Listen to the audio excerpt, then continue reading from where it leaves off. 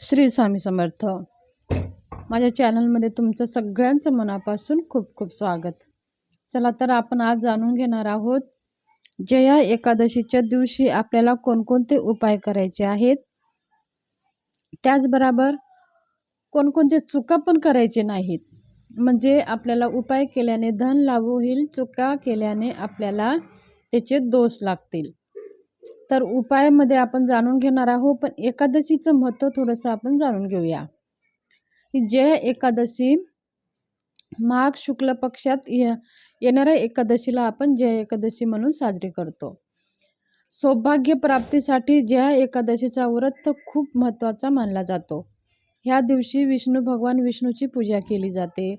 त्याचबरोबर भगवान विष्णूबरोबर माता लक्ष्मीची सुद्धा सेवा केली जाते. एकादशी तिथीला खूप महत्त्व आहे. एकादशी विशेष दिवस भगवान विष्णूला समर्पित हा दिवस आहे.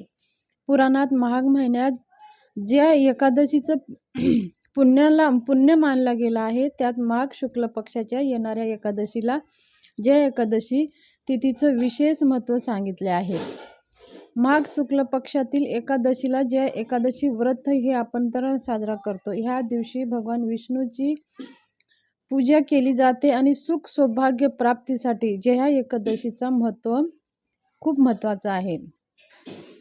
जी व्यक्ती हे व्रत भक्तिभावाने करतो त्याला मोक्ष प्राप्ती होते, असं शास्त्रामध्ये सांगितले गेले आहे की ह्या जया एकादशीच्या व्रत विधी, शुभ मुहूर्त आणि पूजा विधी आता आपण जाणून घेणार आहोत आणि एकादशीचं शुभ मुहूर्त जाणून घेणार आहोत. पंचांगानुसार जया एकादशी हे 19 फेब्रुवारी 2024 रोजी सकाळी 8:49 सुरू होऊन दुसऱ्या दिवशी म्हणजे 20 फेब्रुवारीला सकाळी 9:55 समाप्ती होणार आहे. तर उदय तिथीनुसार आपण एकादशी ही 20 फेब्रुवारीला साजरी करणार आहोत. एकादशीच्या व्रताची वेळ, जया एकादशी व्रताची उपासाची वेळ आहे 21 फेब्रुवारी रोजी सकाळी 6:55 ते 9:11 असेल. म्हणजे आपण ह्या दिवशी उपास सोडू शकता. पूजामध्ये कोणकोणते साहित्य आपल्याला लागणार आहेत. भगवान विष्णूची पूजा करण्यासाठी आपल्याला फळ, फूल, पंचामृत, धूप, दीप, अगरबत्ती आणि तूप, कुंकू, अक्षदान, नैवेद्य, मिठाई ह्या सगळ्या वस्तू आपल्याला पूजाला लागणार आहेत. ह्या दिवशी आपल्याला लवकर उठायचं आहे.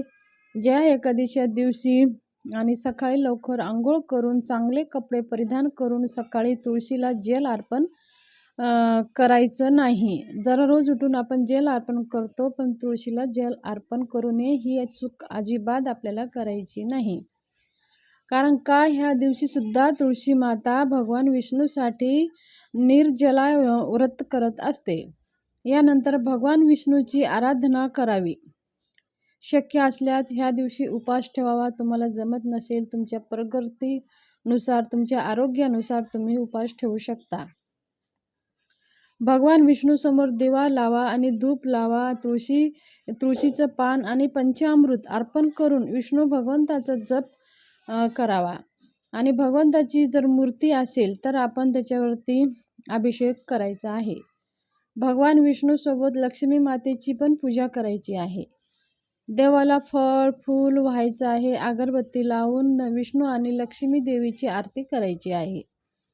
देवाला नैवेद्य प्रसाद दाखवून त्यानंतर प्रसाद सर्वांना वाटायचा आहे.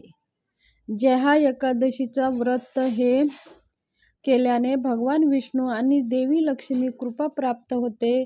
घरामध्ये सुख समृद्धी आनंद नांदते आणि खूप धन लाभ होण्याचे पण मार्ग आपल्याला भेटत असतात. एकादशीच्या दिवशी विष्णूची पूजा केल्याने आर्थिक फलप्राप्ती होते. भक्तावर श्रीहरी विष्णूची कृपा कायम राहते. जिथं विष्णूची कृपा राहते तिथं लक्ष्मी माताची कृपा अखंड राहते आणि त्यांच्या आशीर्वादाने आपल्याला धन संपत्ती वाढते. घरामध्ये धनाचे भंडार भरून राहतात. कधीही धन कमी पडत नाही. म्हणून आपण एकादशी व्रत उपवास नाही केले तरी चालेल, पण आपल्याला यथाशक्ती ह्या दिवशी भगवान विष्णू श्रीहरीची पूजा आवर्जून करायची आहे.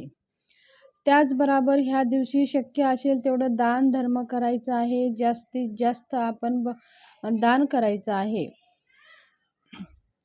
ह्या दिवशी जास्तीत जास्त आपल्याला दान करून भगवंताचे श्रीहरीचे मंत्र स्तोत्र जप ध्यान करायचं आहे.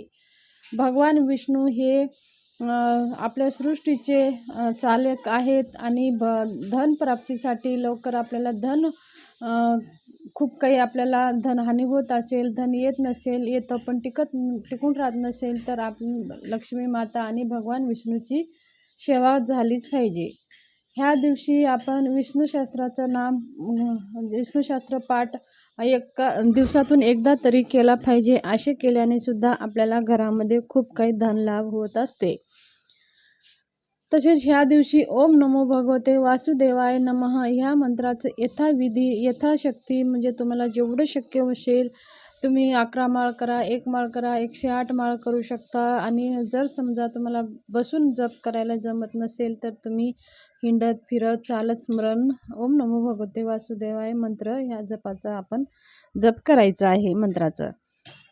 त्याचबरोबर ह्या दिवशी आपल्याला आंघोळ करताना आंघोळीच्या पाण्यामध्ये थोडंसं गंगाजल आणि हळद टाकून आंघोळ केल्याने सुद्धा आपल्याला भगवान विष्णू श्रीहरीची कृपा आशीर्वाद प्राप्त राहते.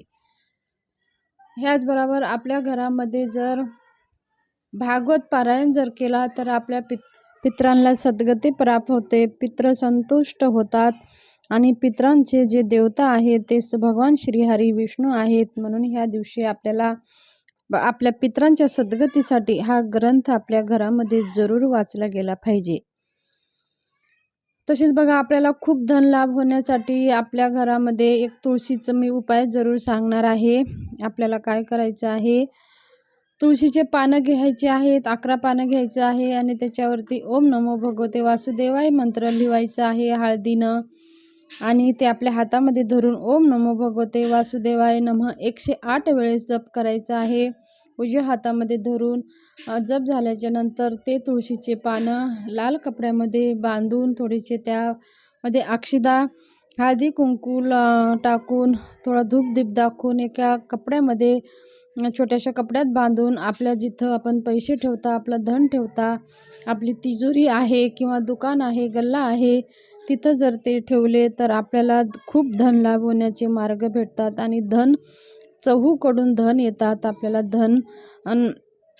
धनाचे भंडार भरून राहतात. हे अत्यंत प्रभावी उपाय आहे. ही उपाय एकादशीच्या दिवशीच करायचा आहे. तुम्ही आवर्जून करा आणि कमेंट बॉक्समध्ये कमेंट जरूर करा. काय अनुभव आले ते शेअर जरूर करा. माहिती शेअर करायची होती. माहिती कशी वाटली, आवडली असेल ते सबस्क्राईब करा, शेअर करा आणि कमेंट बॉक्समध्ये कमेंट जरूर करा.